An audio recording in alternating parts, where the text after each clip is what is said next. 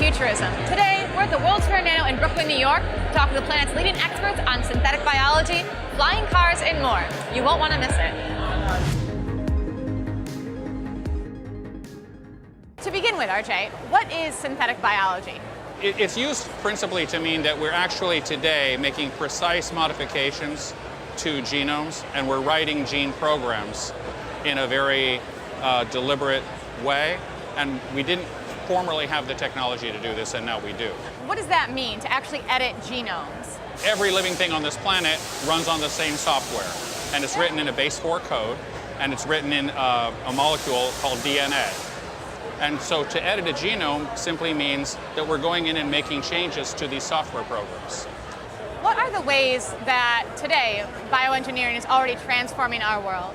The first practical applications that already are out there are in the field of human health. So, for example, human insulin, which every diabetic has to take, what we did was take the portion of the human genome that produces the pre-pro insulin, and we put it in a bacterium. It's changed tremendously the picture for people with diabetes. Then second is food. Already there are about, around $30 billion worth of food technology-based products that employ synthetic biology on the market, and that's growing very rapidly. Beyond that, we see applications in environment, like with our genetically modified mosquitoes that can lower the population of the Aedes aegypti mosquito, which is the principal vector for Zika, dengue, chikungunya, yellow fever, and so forth. How do you think that this will transform our world maybe in the far future, like the next 30 years, maybe even the next century? Over the next few years, I think you'll see that we'll be able to have complete cures for most autoimmune diseases.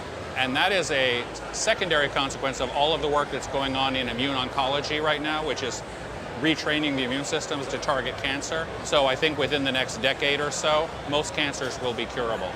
If there was one thing that you could leave people with, one thought or idea about the future of bioengineering, what would that one thing be? This is the generation that will take this forward.